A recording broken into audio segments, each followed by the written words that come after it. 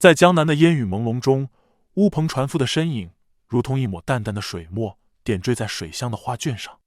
他们是这片古老土地上最独特的存在，用手中的桨划出了岁月的涟漪，也划出了江南水乡的灵魂。乌篷船夫这个名字听起来似乎带着几分诗意，然而他们的生活却远非外人想象中的那般浪漫。乌篷船夫的每一天都是与水的亲密接触，他们的双手布满了岁月的痕迹，每一次挥桨都凝聚了他们对这片水域的深情和对生计的执着。他们的生活充满了艰辛与挑战，却也充满了坚韧与不屈。今天让我们一起走进乌篷船夫的世界，去探索他们背后的故事，去感受他们与水乡的不解之缘。船夫的生活自古以来就是与水息息相关的。在中国江南地区，水网密布，乌篷船夫和船娘们的生活尤为独特。他们以水为路，用船为职业，生存并繁荣。在古代，在那个没有互联网、没有快递小哥的时代，江南的船夫们就是水上的快递小哥。他们驾着小船穿梭在蜿蜒的水巷，将一包包的货物从这个镇送到那个村。船上装满的不仅是稻谷、丝绸、茶叶，还有那些让人垂涎三尺的江南小吃。这些货物不仅承载着他们的生计，更是家庭收入的保障。每当货物安全抵达，换来的银两变成了家中老小衣食住行的依靠。而在这些船夫中，还有一群特别的水手——船娘。最早可追溯至隋朝，隋炀帝下扬州时偏爱美女卑贱，从而使得船娘这一职业开始出现，并在唐宋时期随着经济的繁荣而发展起来。在文人笔下，他们被赋予了诗意与浪漫，如宋朝诗人秦少游所写《西湖水华多娇娘》，以及著名作家郁达夫对瘦西湖船娘的生动描写，都展现船娘在文化中的独特地位。此外，船娘也是吴文化中姑苏12娘之一，她们是江南水乡文化的重要组成部分，代表了水乡女子的勤劳与智慧。在现代社会，船娘的形象和职业虽有所变迁，但她们在文化和历史中的地位依旧不可替代。对于船夫和船娘来说，捕鱼不仅仅是为了生计，更是一种生活的乐趣。每当捕鱼季节来临，他们便把船划到水草丰美的地方，撒下网，等待那些肥美的鱼儿自投罗网。捕上来的鱼不仅丰富了家庭的餐桌，也在市场上卖出了好价钱，为家庭经济注入了新的活力。随着时间的流逝，船夫们的生活也翻开了新的一页。他们开始载客，带着游客领略江南水风情。船上的游客听着船夫讲述那些古老的传说，看着两岸的美景，仿佛穿越了时空，回到了那个诗意盎然的江南。这不仅为游客提供了一种独特的旅行体验，也为船夫们带来了新的收入来源。许多乌篷船夫是家族世代相传的职业，他们从小就跟父辈学习划船和捕鱼的技艺。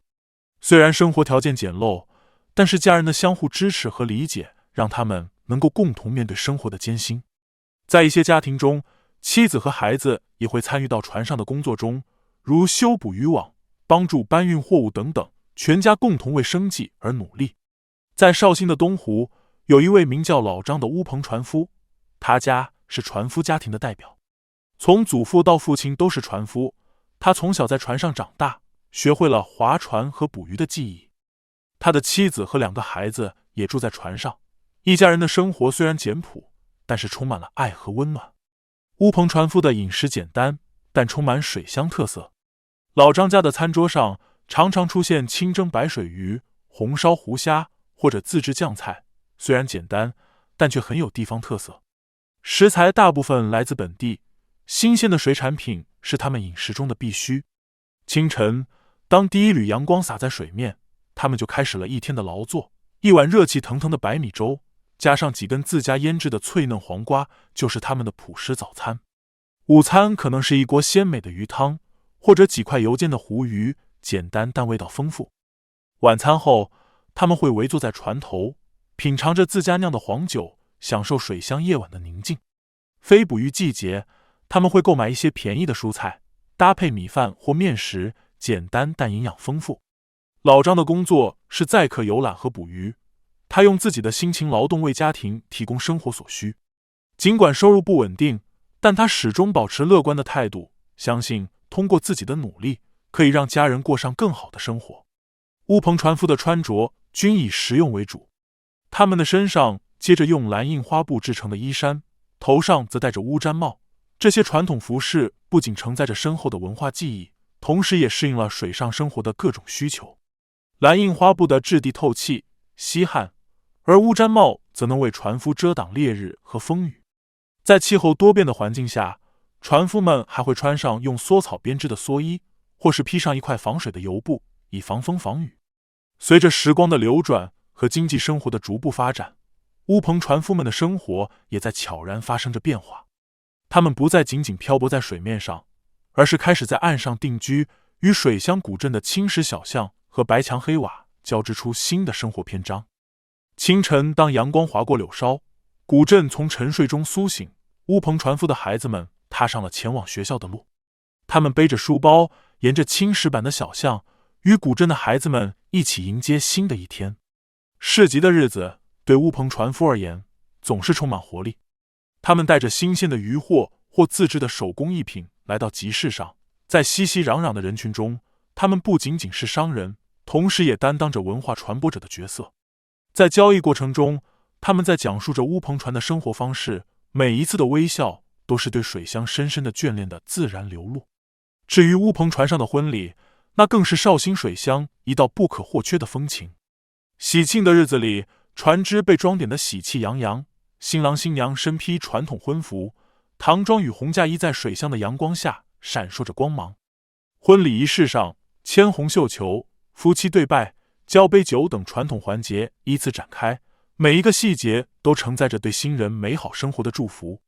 婚礼高潮时，新婚夫妇登上装饰精美的乌篷船，在船夫的引领下，沿着水道缓缓巡游，两岸的掌声和祝福声伴随着他们，这是对新人最真挚的赞美。乌篷船不只是船夫们通行的工具，更是他们生活的依托和情感的归宿。老李，这位年过半百的乌篷船夫，自小跟随父亲在东湖上划船，岁月流转，他依旧坚守着这份传统。清晨，当湖面被薄雾笼罩，老李便开始了他一天的工作。他对东湖的每个角落都了如指掌，水鸟的叫声、水流的声响，都是他与自然对话的语言。老李的船上常备着茶点，供游客品尝，而他自己则更愿意在船尾静静地抽上一袋烟，沉浸在这份宁静之中。他的生活简单而规律，与乌篷船相伴的岁月，见证了江南水乡的变迁，也映照出这片土地上人们的生活态度和情感深度。老李的故事是乌篷船夫生活的缩影，也是江南水乡文化的一部分。张吉祥是绍兴市景点的一名乌篷船夫，他今年68岁，在乌篷船码头工作了13年，自55岁开始。他技术高超的划船技巧是由父亲传授的。他年轻的时候住在林芝街到白鱼潭村，以捕鱼为生。随着年龄的增长，他的朋友们担心他的捕鱼工作无法持续下去，于是推荐他去城市广场的乌篷船码头为游客撑船。在这个岗位上，张吉祥因其出色的技艺而被调至鲁迅故里的乌篷船码头。鲁迅故里的水道比城市广场的更为狭长，只有技术精湛的船夫才能胜任。张吉祥凭借资深资历、过硬技能和良好性格，赢得了其他船夫的高度信任和尊敬，被推举为鲁迅故里乌篷船队的船老大，这相当于首席船夫。今年国庆假期，鲁迅故里的乌篷船码头显得异常忙碌，数只乌篷船在水面相遇，张吉祥就站在东昌方桥边的码头，担任临时交警，指导船夫们过桥、转向，并提醒游客们规范乘坐。当一天的营业结束时，他的嗓子已经喊哑了。无论是作为一名普通的乌篷船船夫，还是获得船老大的头衔后，张吉祥始终充满热情地投入工作。他为人憨厚，受到游客们的广泛好评。张吉祥甚至主动要求延迟退休，表示希望能够一直划到75岁。据了解，绍兴水城旅游公司为乌篷船船夫设定的退休年龄为70岁，然而对于张吉祥来说，这个年龄离开他赖以生存多年的水道还为时尚早。他大半辈子都在这小小的船上度过，对船有着深厚的感情。突然让他退休，他也无法适应。他更希望能够一直待在这个小船里，继续为游客服务。绍兴水道以其独特的狭长特点和众多的桥梁而著名，其中有不计其数的廊桥、亭桥、画桥、平秀桥、连拱桥等等，因此也就形成了乌篷船夫独特的驾船方式。乌篷船夫通常用脚来蹬桨，两脚踏在桨柄末端，通过腿的伸缩蹬踏使木桨击水，推进船只前行。这种独特的划船方式使他们双手得以自由操纵，方便进行如捕鱼、与乘客交流等其他操作。通过人力推进，乌篷船的最高时速可达10多公里。除了使用桨外，乌篷船夫还会使用船橹来控制船只的方向。船橹类似于桨，但通常较长，能更有效地在水中推动船只。在驾船过程中，船夫需要有良好的身体协调性，以确保船只平稳前进，尤其是在狭窄或拥挤的水道中。此外，船夫需要对水流、水深和障碍物有敏锐的感知，调整划船力度和方向，精细操作桨和橹。在不同天气季节下，船夫需适应环境，且与船只建立深厚默契，感知船只状态并做出调整。正是这些精湛的驾驶技术，让乌篷船在绍兴的水道上如鱼得水。而这项技术背后所依托的不仅是船夫对船只的深刻理解，还有乌篷船本身的独特设计与制作工艺。制作乌篷船是对手艺人的极大考验，对手艺人来说，最难的不是工艺的复杂性，而是对每个细节的精确把握。正如那句话所说，差之毫厘，失之千里，一点小小的错误都有可能导致船体的损坏。乌篷船的制作工艺极其复杂，需完成船体和船棚两大主要部分。其中，船棚是将一根根的冬竹劈成大小不一的篾片，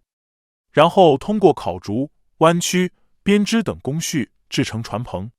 完成船棚制作后，需在船体和棚上涂上特制的乌黑色油漆，一艘传统的乌篷船便制作完成。在这过程中，手艺人往往需要耗费数月的心血，才能将一艘乌篷船完整地展现在我们面前。乌篷船的维护是其长久使用的关键。乌篷船夫需要定期进行检查，发现船体上可能存在的裂缝或漏洞，并及时进行修补。船棚的桐油涂层也需要定期更换，以防止漏水和防腐。此外，船只的金属部件如铆钉和船橹也需要进行防锈处理和加固。乌篷船对乌篷船夫意义重大，既是重要的交通工具，又是并肩作战的老伙伴。他们细心维护乌篷船，并将其视为文化遗产。乌篷船夫对驾船技艺的精进和对乌篷船维护的细心，展示了对这门传统技艺的尊重和传承。现代化的发展使得乌篷船逐渐从主要交通工具的角色中退役，如今船只转型成了旅游项目，吸引着无数游客前来体验这一江南风情的独特魅力。然而，正当绍兴的旅游业给船夫们带来经济上的显著回暖之际，我们也不得不面对一个令人忧虑的现实：船工们的年龄普遍进入了老年，能划乌篷船的中青年人却寥寥无几。在科研风景区的百船码头，兴起了一股乘坐乌篷船的热潮，游客排起了小长龙。其中，来自北京的一位游客表示，从未体验过坐乌篷船，想带着家人一起感受一下，结果却没想到这么多人。景区的乌篷船来来往往，一艘乌篷船慢慢靠岸，2-3名游客上船后，又在船老大的大嗓门唱的莲花落曲声中缓缓驶向远方。有的乌篷船10分钟前刚送走一批游客，待靠岸后立马就接上一批新客，如此循环往复，忙碌且井井有条。68岁的船夫钱金毛从小就会划乌篷船，是科研景区的一名老舵手。20多年前，他在柯桥古镇划船